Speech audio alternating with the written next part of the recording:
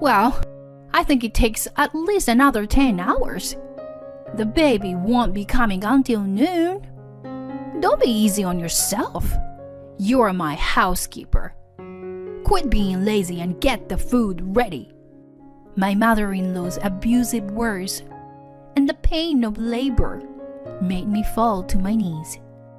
My name is Julia. I am 32 years old. My husband Timothy is 35 years old. We were married in a typical same workplace marriage. I am currently a housewife on maternity leave. I got pregnant a year after we got married. At that time, we had just built the home of our dreams. Every time I inhale, I was excited by the smell of the spicy fresh wood. I was filled with the joy of waiting for my baby in this house. However, it was in this place that an unbelievable drama unfolded. On the day we moved into our newly completed home, my in-laws came to visit to help. They certainly helped a little, but my mother-in-law took advantage of me and demanded a duplicate key for the house. What? Why would I give my mother-in-law a key to my house?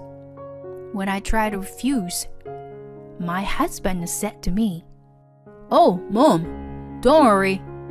I got to buy food now. And I go make a duplicate key on the way back." What?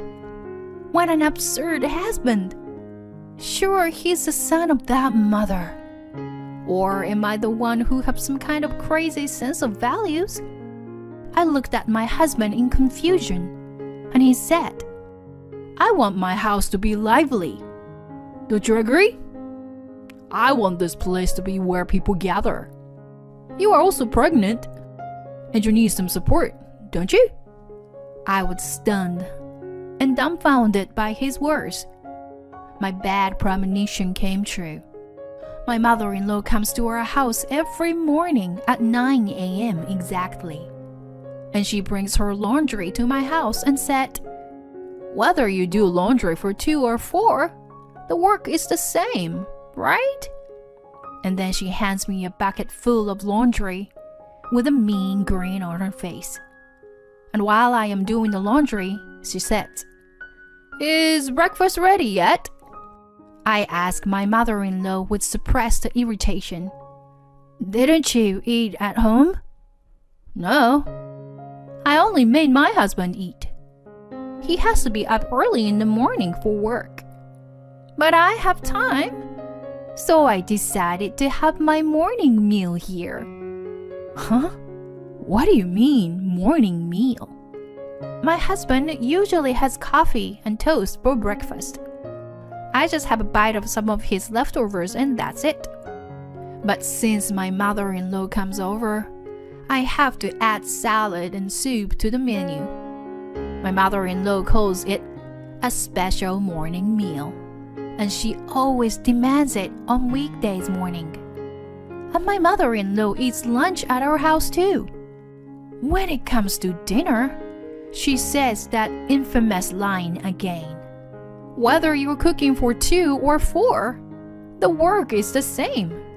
Just more ingredients. My mother-in-law, using the same logic as the laundry, would bring home half of the food I cooked in her Tupperware. One day, after about 3 months of living like this, I've been cooking for everyone every time. I was wondering, could you prepare dinner once in a while, please? I fearfully asked my mother-in-law to prepare dinner. Then she said, "What? You are giving orders to your husband's mother? Don't you have any respect? My mother-in-law trained me the same way. What a disgraceful daughter-in-law this person is. You do what you have to do and get on with it." I couldn't say anything back to her. Come to think of it, my mother-in-law never called me anything but you or this person. I was vaguely thinking about that while I was listening to her reprimanding me. "Hey, Timothy, about your mother, I was fed up with my mother-in-law's behavior, so I tried to talk to my husband about it. But he would not listen to me at all. Just listen to my mom. You'll be fine. I mean, it's common sense to obey your parents. So I continued to live in this unfair situation until the last month of labor. Then one day, I finally went into labor. The contractions started in the middle of the night and came at the regular intervals. Of course, I couldn't do housework at the time. Then my mother-in-law came in. She entered our house without pressing the intercom, using a duplicate key. She entered the living room and said, "What? You're not ready for breakfast yet? You are so lazy. Now, hurry up." As usual, my mother-in-law yells at me. Usually, I would say at least good morning to her, even though I didn't want to. But at that time, my contraction got so intense that even my mother-in-law's yell could be heard in the distance. Waves of pain came on and off without pause. Sweat keeps dripping on the floor. Please, take me to the hospital. My voice trailed off with the waves of contractions. Well, I think it will take at least another 10 hours. The baby won't be coming until noon. Don't be easy on yourself. You are my housekeeper. Get the breakfast ready. Now. I gasped in pain, unable to respond to my mother-in-law's angry voice. Timothy, help me. My vision blurred, and I was losing consciousness.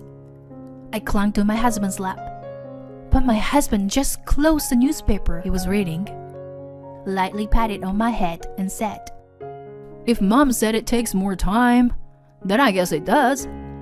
She's been there, so why don't you just listen to her? Anyway, how soon can breakfast be ready?" At that moment, I couldn't take it anymore. My water broke. I was rushed to the hospital by ambulance and managed to get a proper treatment. It's a healthy baby boy. When I was stunned in the hospital room after giving birth, a nurse kindly called out to me, "I told you to call the hospital if you had contractions every 5 minutes.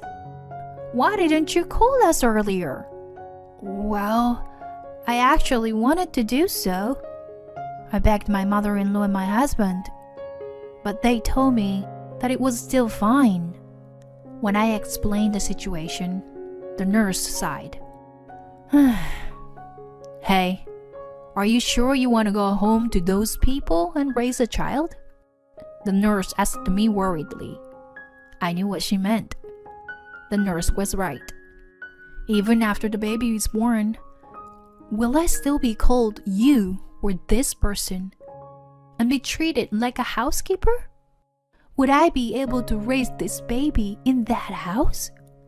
Such anxiety must have shown my face. You are going to be a mother now. Protecting yourself means protecting your child. Take care of yourself for the sake of your child, okay? The nurse comforted me. Protect myself for the sake of my child. The nurse smiled and patted me on the back. A mother needs to have a healthy body and mind, you know? For the sake of my child, I will be strong. I must be strong. I am determined. As I looked at my baby's tiny hands, I clasped my trembling palms. A few days later, I took the baby and went back home. There, same as always, was my mother-in-law ready to torment me. Well, the housekeeper is back. She grinned at me as soon as I entered the house.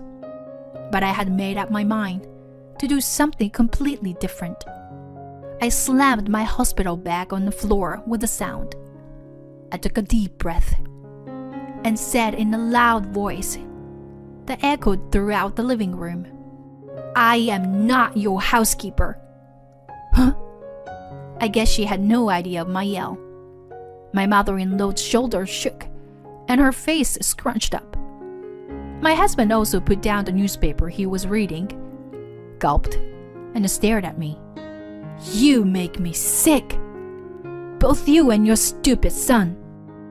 You decided to give me another 10 hours of that labor pain. And I ended up in an ambulance? I pity you, that you don't have a shred of common sense or humanity. I was surprised to hear my voice come out like that. Silence ruled the living room.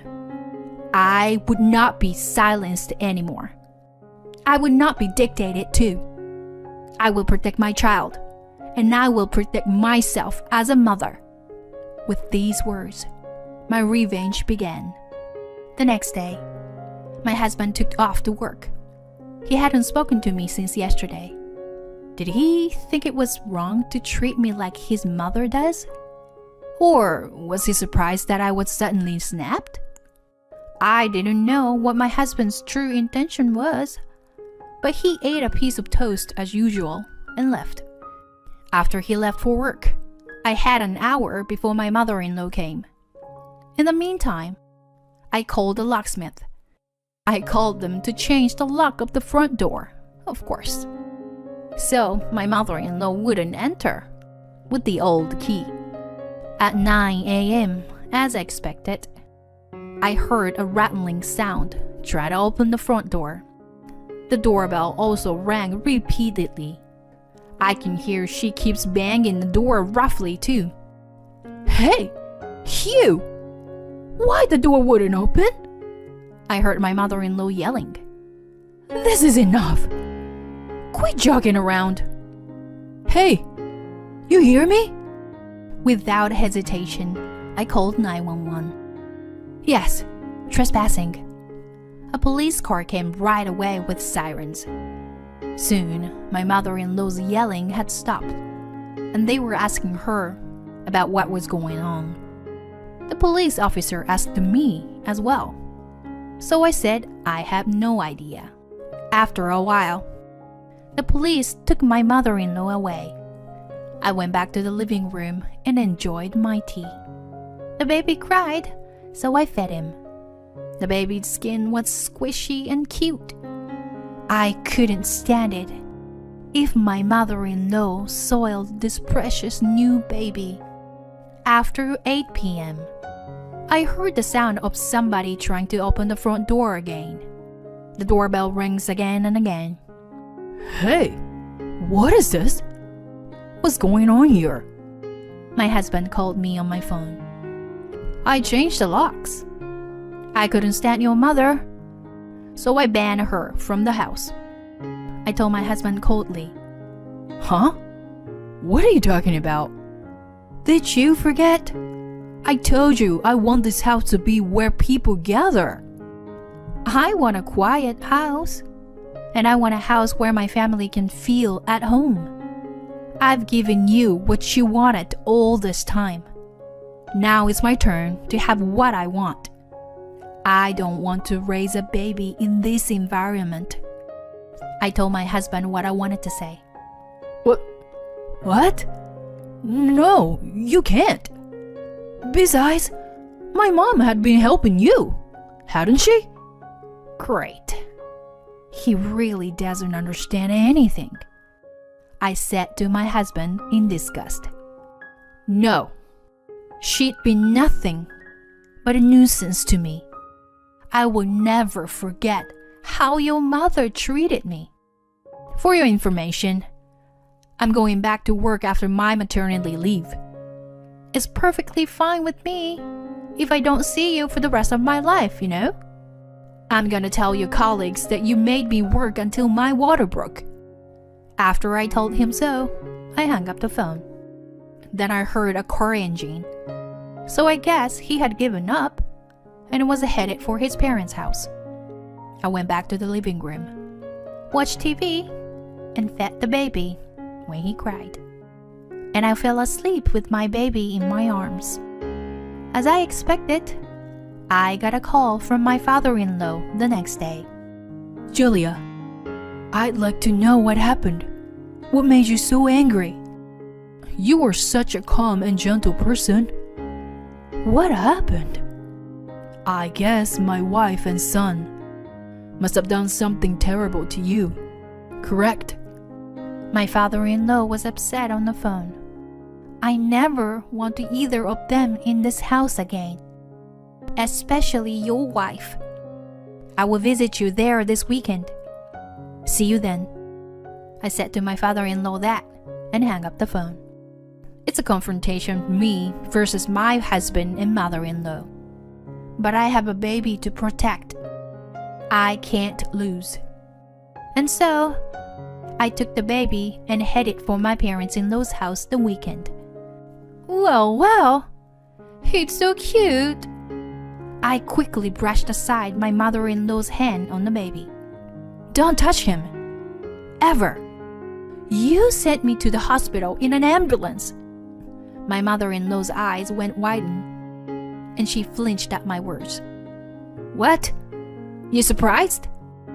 You've talked to me like that 1,000 times, haven't you? What is this person? Freaking out. Once you were attacked like this? I replied violently, imitating her words. Ambulance? My father-in-law was stunned, as if he had never heard of it before. See? I knew they hadn't told him about the ambulance. Your wife almost killed me. The contractions were so bad, so I asked for help, but they ignored me. She even called me a housekeeper and ordered me to make breakfast. My water broke on the spot, and I was rushed to the hospital, almost losing consciousness. I went straight to my father-in-law. Jesus Christ! My father-in-law's hands were trembling. My counterattack continues. It all started the day after we moved into our new home. I laid it all out for him, literally everything. That she came to my house every morning to ask for breakfast, calling it a special morning meal. That she brought her own laundry and made me do the laundry every time. That she made me cook all the dinners and brought them home in Tupperware. She had me do this kind of thing until my water broke, in pain. I didn't even know. I was at work early in the morning, and I had no idea. My father-in-law's shoulders slumped in disappointment. But I once had a suspicion that I was eating the food you made. My father-in-law said in a voice that sounded as if he was trying to be squeezed out of him. For 40 years of marriage, I've been eating my wife's food. I knew that the taste would suddenly change. But when she said she had changed her cooking, I believed her. The worst thing that can happen to a married couple is a lie. Julia, I'm sorry. I felt sorry for my father-in-law, that he didn't know what was going on. But I said to him, "But your wife also told me that your mother bullied her too. In other words, you had also turned a blind eye to that situation, hadn't you? That your wife was being bullied by your mother, just like me?" I accused my father-in-law. My father-in-law must have been astonished by what I said. He shook his head weakly after a moment's pause. My mother was already in heaven when we got married. It was my turn to be surprised. What? What do you mean? Yes, my mother-in-law made up the whole story. Does that mean that you were deceived by your wife and I was sacrificed? Is that correct? My father-in-law dropped his gaze at my question. That's what it would look like. I could see the regret on my father-in-law's face. I gave my mother-in-law last words. This person came to my house and treated me like a housekeeper and abused me under the name of daughter-in-law. I would never be able to raise a child in such a ruthless living environment. Hey, you hear me? I'm talking to you, you lying bitch. I'd forgotten how to call her anymore. It's enough to call this woman whatever, like she's been doing to me. And my father-in-law followed me. Yes, my wife's lies and behavior are unforgivable, but my son is also to blame. Said that, my father-in-law turned the tables on my husband. Neither my husband nor my mother-in-law could say anything. You are both an evil influence on my baby's development. If I protect myself, I protect my baby. I'm going to end this now to protect my baby. I held out the divorce papers I had prepared for them, and after a while, I went back to work. My ex-husband had already left the company. I guess he was afraid of being exposed to gossip. Furthermore, my ex-mother-in-law was divorced from my ex-father-in-law. I guess his sense of justice was strongly provoked by his wife's constant lies and the bullying toward me. My ex-mother-in-law never showed her face again, and she moved far away, and our life was at peace. Sometimes my father-in-law came to visit me. He smiles when he sees his grandson. How sweet! He's such a little guy. My son cackles when his grandfather holds up his favorite toy. I want to protect this little cute smile. Looking into his eyes, I vow in my heart to give him the happiest future. Thank you for watching to the end. Please subscribe to our channel if you like. See you in the next video.